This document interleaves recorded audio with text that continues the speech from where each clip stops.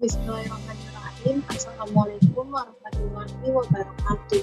Perkenalkan, nama saya Fatimah Zahra Nandika dari program studi akuntansi Fakultas Ekonomi dan Bisnis Pancasakti University.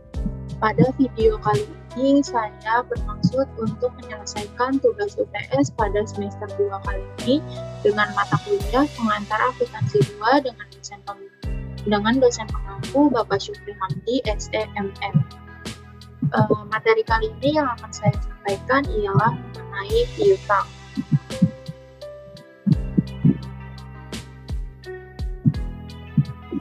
Di sini adalah pengertian piutang. Jadi apa sih yang kita ketahui tentang piutang? Nah, piutang adalah suatu hak pembayaran milik perusahaan terhadap suatu pihak karena telah menerima produk atau jasa tetapi belum membayarnya dengan lunas, atau disebut akun receivable. Nah, sedangkan definisi piutang di sini menurut Kyoso et al. 2011-346, piutang merupakan klaim uang, barang, atau jasa-jasa kepada pelanggan atau pihak lainnya. Sedangkan menurut IAI dalam PSAK nomor 9 paragraf 07E, piutang usaha meliputi piutang yang timbul karena apa? Karena adanya penjualan produk atau penyerahan jasa dalam rangka kegiatan usaha normal perusahaan. Nah, jadi kesimpulannya, penjelasan mengenai piutang itu adalah seluruh bentuk klaim dari perusahaan kepada pihak lain atas penjualan barang. Nah, atau jasa secara kredit di mana atas transaksi tersebut akan menimbulkan tagihan dalam bentuk uang pada saat jatuh tempo yang telah ditentukan. Kemudian selanjutnya di sini ada yang namanya klasifikasi piutang. Apa saja? Yang pertama itu ada piutang dagang atau usaha. Nah, piutang usaha ini meliputi piutang yang timbul karena apa? Karena adanya penjualan produk atau penyerahan jasa dalam rangkaian kegiatan usaha normal perusahaan.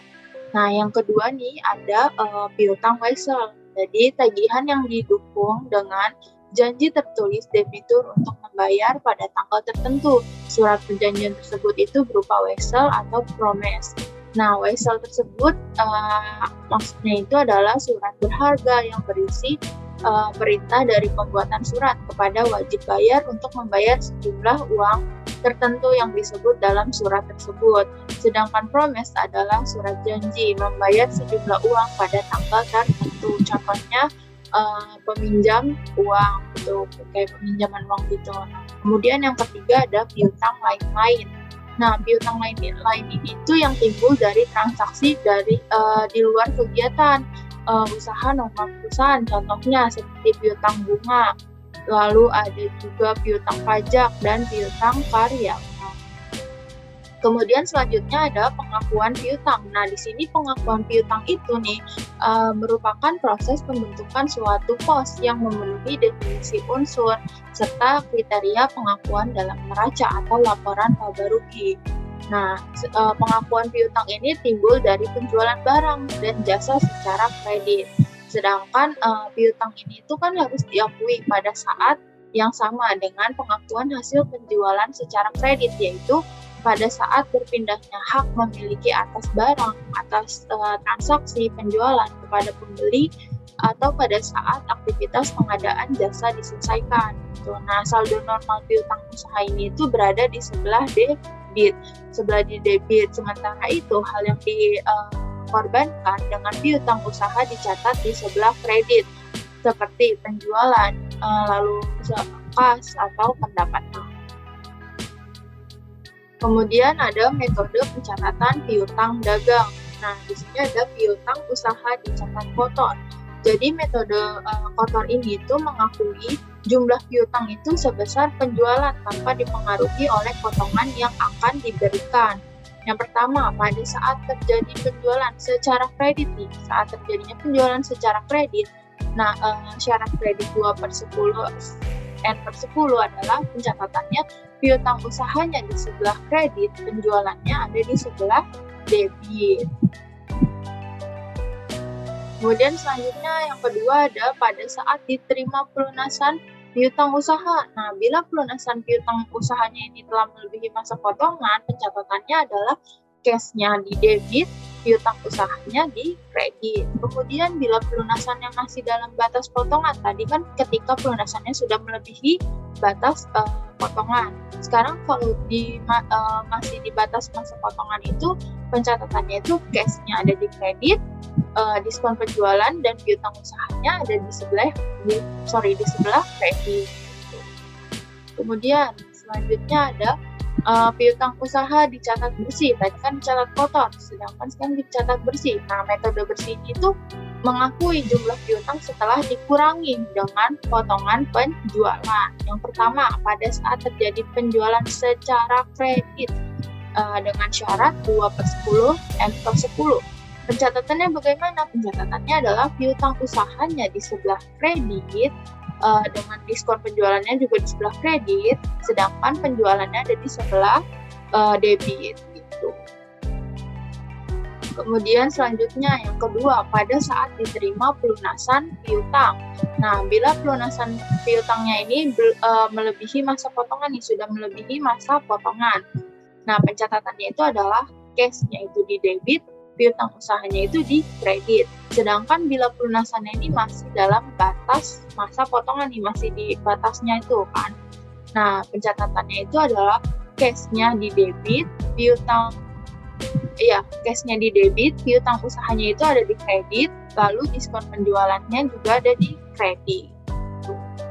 Kemudian selanjutnya ada penilaian piutang. Nah, menurut SAK, piutang dagang itu harus dicatat dan dilaporkan sebesar nilai kas atau neto yang bisa direalisasikan, yaitu jumlah kas yang bersih yang diperkirakan dapat diterima. Jadi jumlah kas bersih itu yang dapat diterima adalah jumlah piutang bruto setelah dikurangi dengan taksiran jumlah atau nilai piutang yang tidak dapat diterima.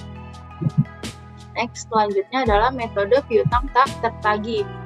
Nah, piutang usaha yang dilakukan dalam neraca ini itu harus dicatat sebesar nilai yang dapat direalisasi.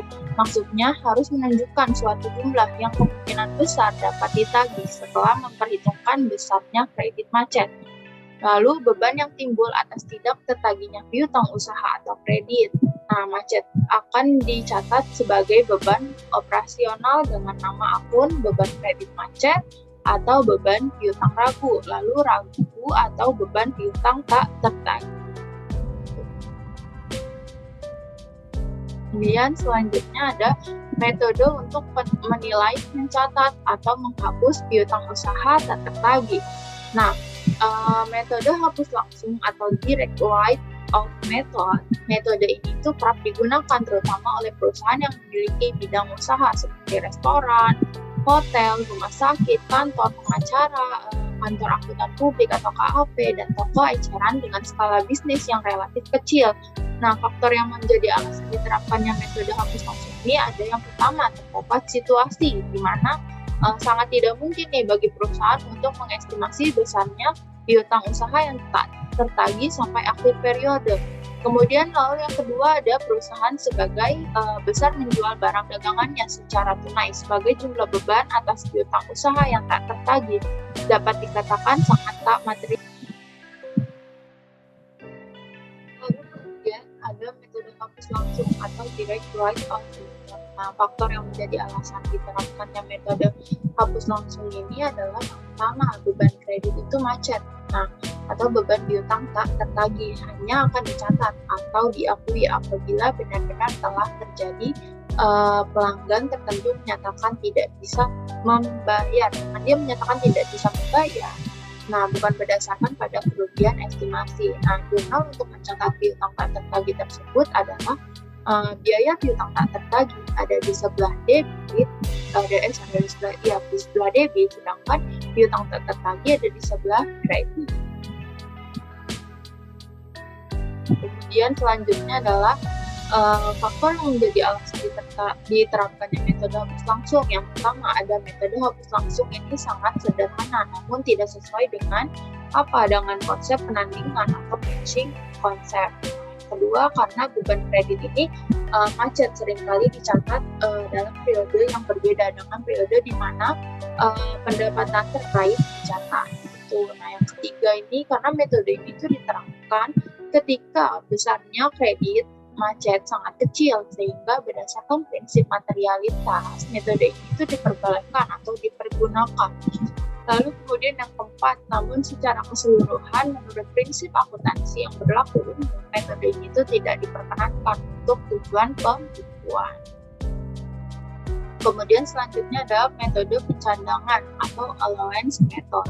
Nah, faktor yang menjadi alasan diterapkannya metode pencadangan ini adalah sepanjang periode di mana penjualan kredit terjadi, estimasi mengenai besarnya piutang usaha yang tidak tertagih dibuat. Kemudian ada didasarkan pengalaman masa lalu, saja ada pelanggan yang tidak mampu membayarnya. Kemudian ada juga faktor yang menjadi alasannya itu adalah yang pertama dengan menggunakan metode pencadangan. Besarnya estimasi atas beban piutang tak tertagih atau diakui atau dicatat. Nah, dalam periode yang sama, sebagaimana penjualan kredit dicatat tanpa harus menunggu terjadinya actual loss yang mungkin baru saja terjadi setelah periode penjualan berlangsung. Nah, kemudian ada besar estimasi yang didasarkan hasil pengamatan atau pengalaman masa lampau mengenai jumlah piutang usaha yang macet. Kemudian selanjutnya ada metode pencadangan ini atau allowance ini kadangkala setelah perusahaan menghapus piutang usahanya atas pelanggan tertentu, ternyata ketika pelanggan tersebut ini mampu, ada itikat baik itu kan untuk membayar sebagian utangnya yang harus dilakukan itu. Apa yang kita harus lakukan sebagai perusahaan? Yang pertama, perusahaan itu harus membalik jurnal. Jadi kenapa harus membalik jurnal? Karena pelanggan tersebut itu punya itikat baik. Jadi perusahaan itu harus membalik jurnal penghapusan piutang yang telah dibuat sebelumnya atau sejumlah yang dapat ditagih kembali oleh perusahaan. Kemudian yang kedua, catat penerimaan kas dari hasil penagihan tersebut. Ini dicatatnya apa? Yang pertama, piutang usahanya ada di sebelah debit, sedangkan cadangan piutang tak tertagihnya ada di sebelah kredit. Nah, kemudian kasnya ada di debit karena dia ada itikat baik untuk membayarnya. Jadi kasnya ini ada di debit, sedangkan piutang usahanya ada di kredit. Selanjutnya, mungkin sekian materi yang dapat saya sampaikan kali ini. Kurang lebihnya mohon maaf. Wassalamualaikum warahmatullahi wabarakatuh. See you in the next video.